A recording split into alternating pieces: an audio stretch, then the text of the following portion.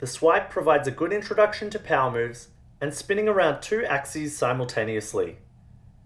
In more advanced moves, like windmills and air flares, the body also spins around both a horizontal and a vertical axis at the same time. If you'd like to learn these moves, the swipe provides an easier option to familiarize yourself with this. Initially, learn the swipe in a straight line. Start on all fours with flat hands and the chest up. To get a feel for the swipe, rotate 360 degrees by walking your hands and feet around. Choose the direction that feels most comfortable or the one that corresponds with your other power moves. Generally, right-handed people spin in a clockwise direction, but I'm right-handed and my direction of choice is counterclockwise. In the swipe, rotating over your right shoulder will coincide with a counterclockwise direction, which is the way I will be demonstrating in this video. When you are comfortable walking your feet around, you want to do the same movement, but rather than walking the feet, jump off both feet at the same time and land in the same manner. Ensure both feet are off the ground before they start turning. Common mistakes include taking off one foot at a time, which resembles a bad cartwheel, or undercutting and pivoting on one leg.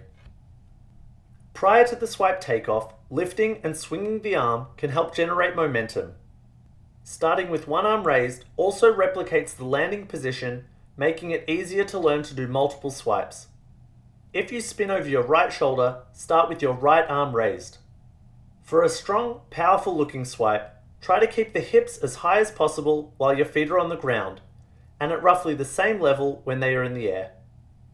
Resist the temptation to let your hips sink toward the floor when your feet are on the ground.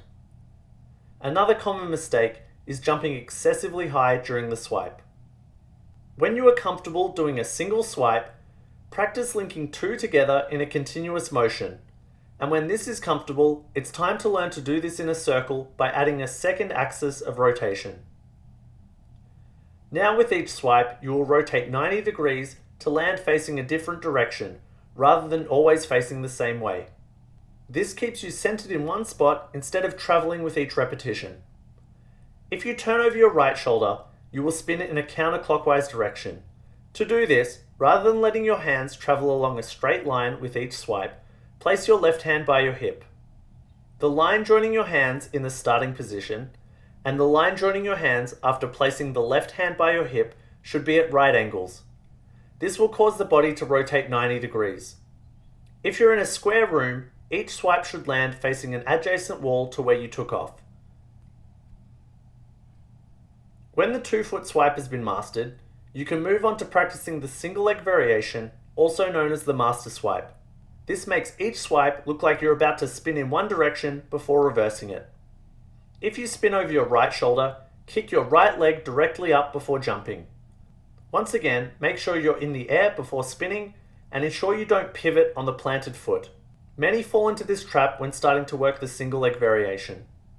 When initially learning the single leg variation, keep the rest of the skill the same, spinning and landing with both feet at the same time. If you can do this comfortably, do the same thing, but don't let the kicking leg touch the ground. This way, only one leg ever touches the ground. Some people like to land a little short, giving more time with the leg planted between takeoffs. But personally, I think the move looks best when the foot is on the ground for as little time as possible. I therefore try to land in the exact posture I was in before takeoff.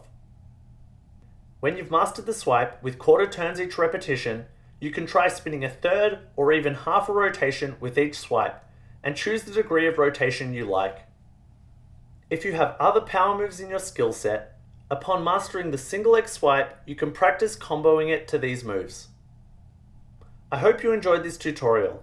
If you did, please like, comment, and share it with your friends, and don't forget to subscribe for more power move and calisthenics tutorials. Thanks.